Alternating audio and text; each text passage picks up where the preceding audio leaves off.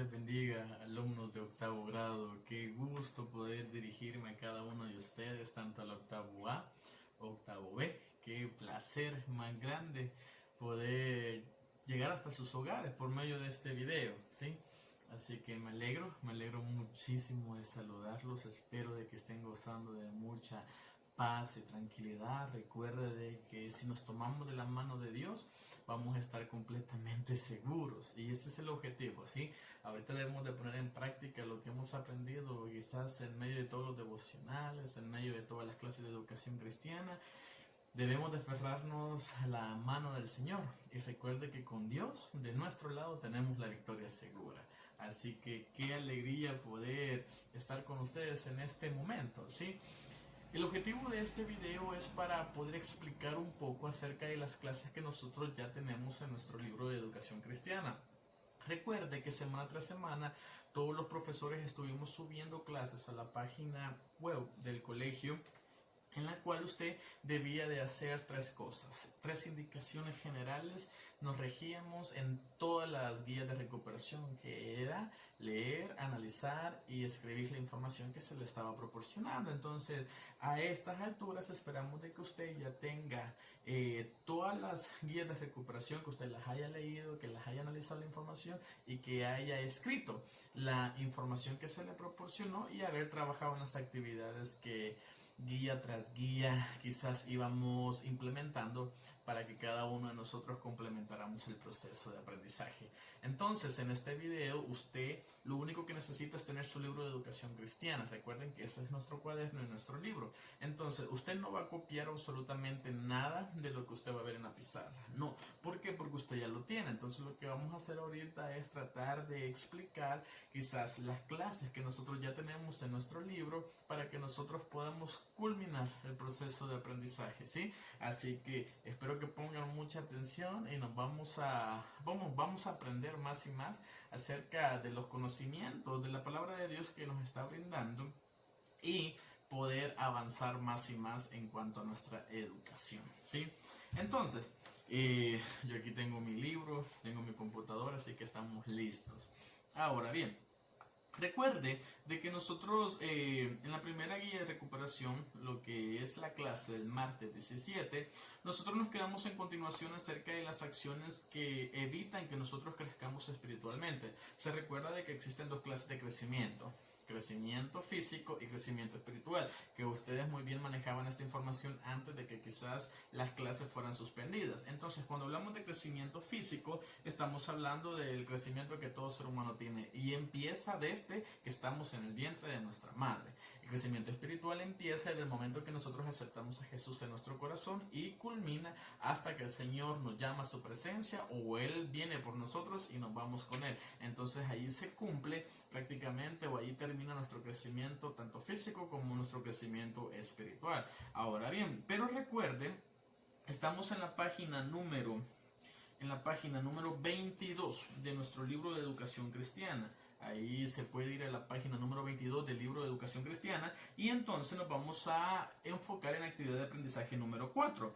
Allí nosotros íbamos a escribir acciones que impiden el crecimiento espiritual y cómo se podrían vencer. Entonces, en la información que yo les proporcionaba, encontrábamos que como número 1, una de las causas que detienen el crecimiento espiritual en nuestra vida es la falta de la lectura de la palabra de Dios.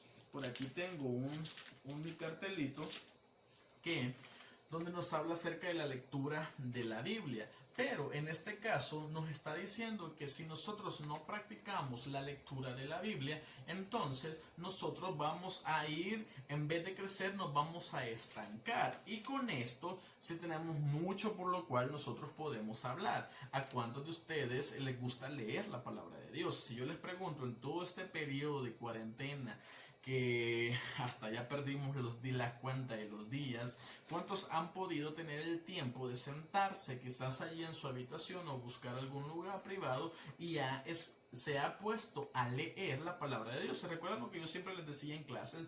cuán importante es subrayar los versículos de la Biblia, cuán importante es ahí marcar esos versículos donde el Señor habla nuestra vida. Entonces, si nosotros no leemos la palabra del Señor, entonces eso va a hacer que nosotros nos detengamos. ¿Por qué? Porque es una acción que detiene el crecimiento espiritual. También encontramos que si nosotros no practicamos la oración, entonces nosotros nos vamos a ir estancando espiritualmente. ¿Cuánto tiempo has orado en todo este periodo que usted ha tenido la oportunidad de estar en su casa? Quizás al despertar o al acostarnos es muy necesario que nosotros aprendamos a tener esa comunión con Dios. ¿Por qué? Porque ¿qué es la oración? Es platicar con Dios. Entonces es muy necesario que cada uno de nosotros platiquemos con Dios. Y otra acción que puede impedir el crecimiento espiritual es el no congregarse en una iglesia. Si nosotros no nos congregamos en una iglesia, entonces no vamos a tener comunión con Dios. Yo sé que es muy necesario congregarnos. Ahora bien, recuerde que la iglesia somos nosotros. Bueno, en todo este periodo ustedes se han dado cuenta que todas las iglesias cerraron, tuvimos que cerrar los templos. Pero ¿qué es lo que ha pasado? Usted se conecta a su Facebook, a sus redes sociales y hay cultos por doquier.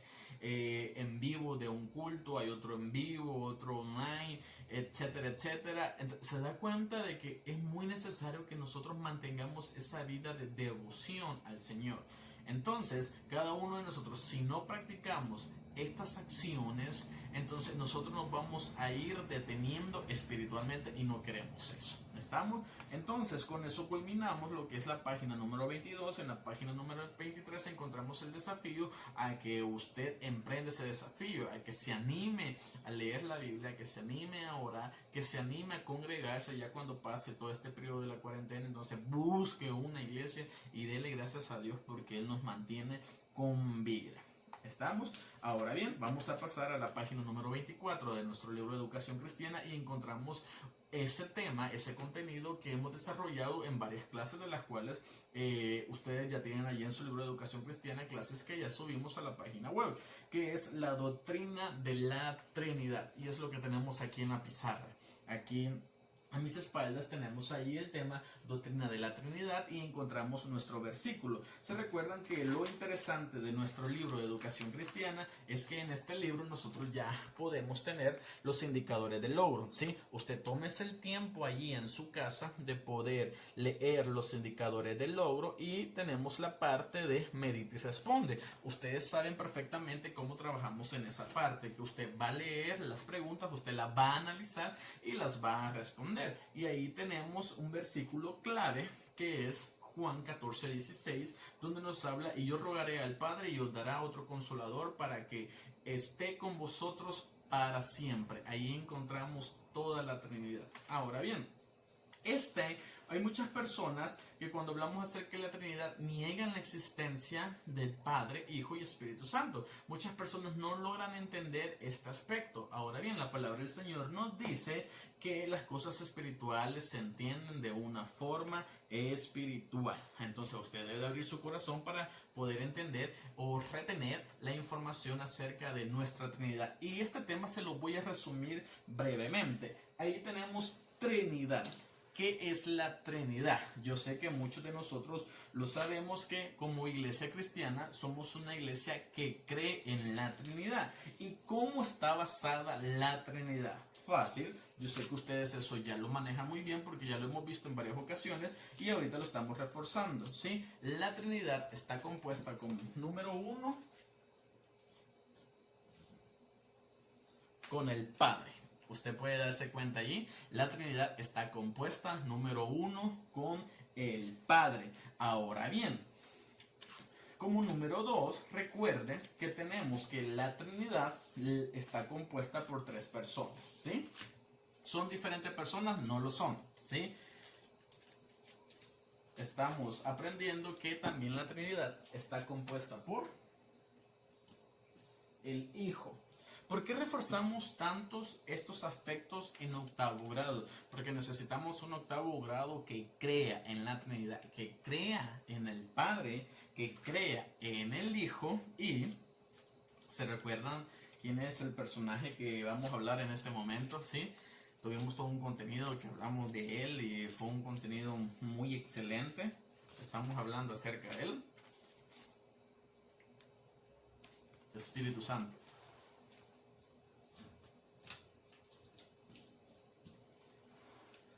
Padre, Hijo y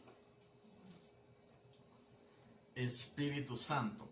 Cuando hablamos acerca de todo este concepto, de todo este contenido de la Trinidad, nos resumimos en esto. La Trinidad está compuesta por Padre, Hijo y Espíritu Santo. ¿Son tres personas diferentes? No lo son, son un mismo Dios, ¿sí? Estamos hablando de un mismo Dios con tres diferentes funciones, ¿estamos? Entonces, todos se han de recordar cuál es la función del Padre, ¿sí? El Padre, su función es que a él se le conoce como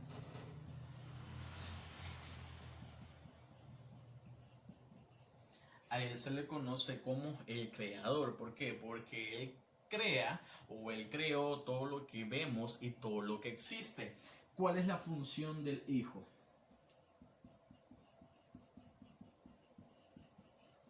La función del Hijo es Salvador, ¿sí?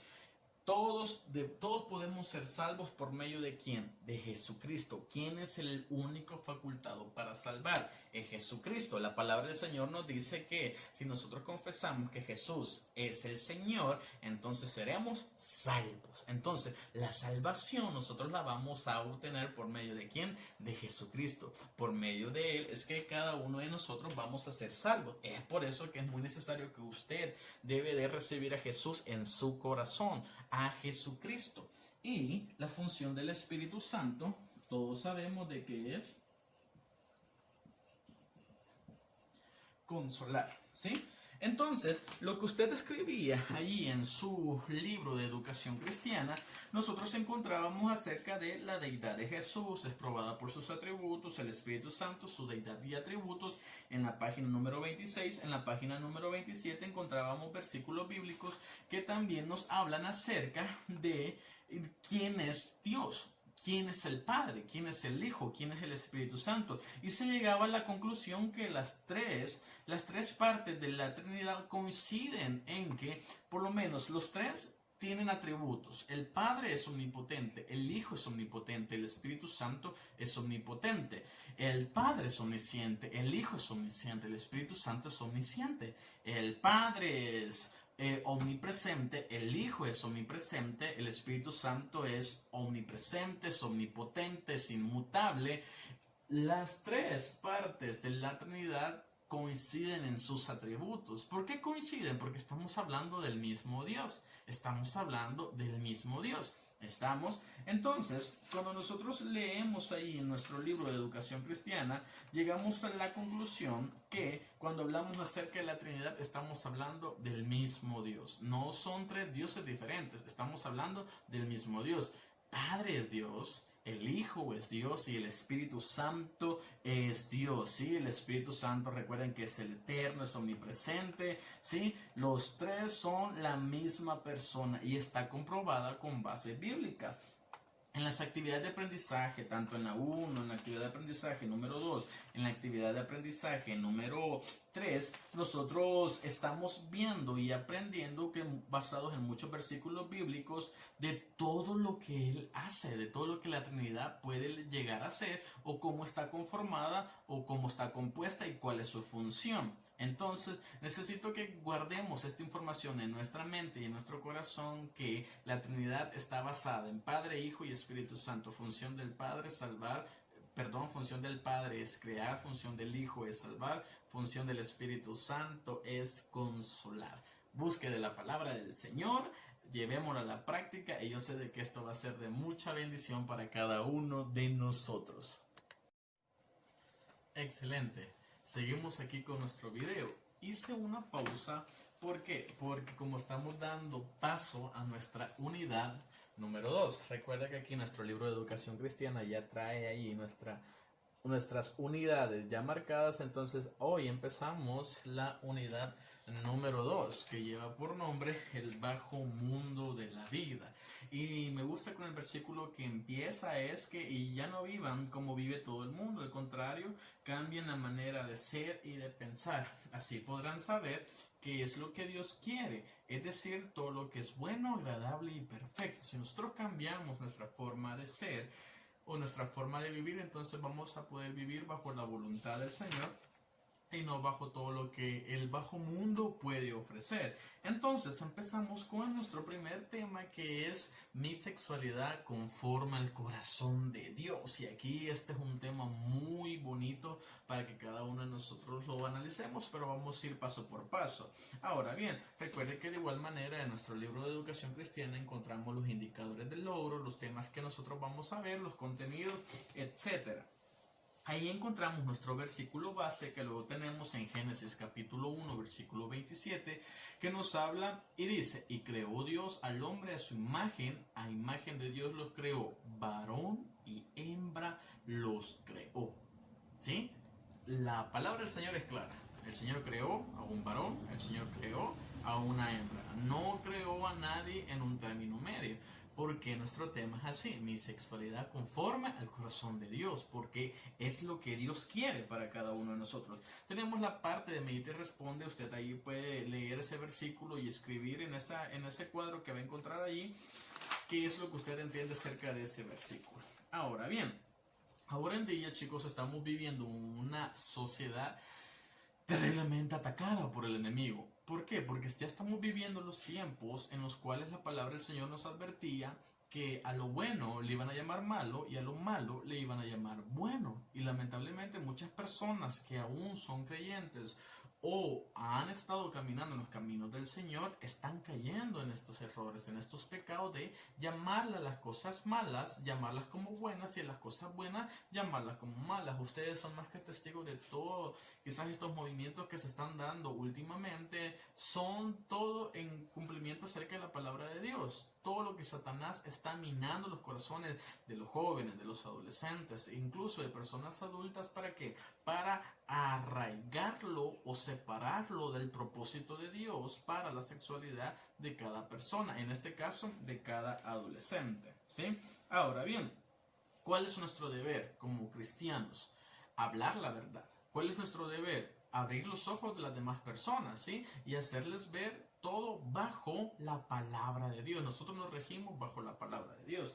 Ahora bien, encontramos allí una pregunta que dice: ¿qué es la sexualidad? Usted ahí escribía en su libro de educación cristiana, estamos en la página número 32 de nuestro libro de texto, y dice que es el conjunto de condiciones anatómicas, fisiológicas, psicológicas, afectivas que caracterizan a cada sexo. En otras palabras, sería: la sexualidad abarca los papeles de género masculino y femenino. Fácil. ¿Qué es la sexualidad? Son todos aquellos aspectos que abarcan los papeles del género masculino y el género femenino. Ahora, a ver, ¿quiénes participan en la construcción de la sexualidad? Y esto es algo muy importante. ¿Por qué? Porque cada uno de nosotros debemos de saber y estar conscientes que el Señor nos creó hombres, y en el caso de la señorita, Dios las creó mujeres, ¿sí? Ahora bien, pero ¿quiénes participan? ¿Quiénes construyen la sexualidad en la vida de, ya sea del niño, sería en este caso, porque desde chiquitos se les implementan todos estos valores? Como número uno, la familia. En la familia es donde se le da identidad al género masculino o al género femenino. Dios estipuló que la familia eran quienes iban a modelar ese carácter, el carácter masculino dado por el padre y el carácter femenino en el caso de la madre. Entonces, la responsabilidad en primera instancia cae en la familia. Las familias son quienes construyen la sexualidad en la vida del niño. Últimamente nos hemos dado cuenta que quizás hay mamás que tratan a sus hijos como que fueran señoritas, cosa que no debe de ser así, o padres que tratan a sus hijas como tratarían a un caballero. Entonces es por eso que decimos que la familia es la primera parte o la primera entidad que trabaja en la construcción de la sexualidad en el caso de los jóvenes o de los niños. Como número 2 tenemos que otra parte que participa en la construcción de la sexualidad es los grupos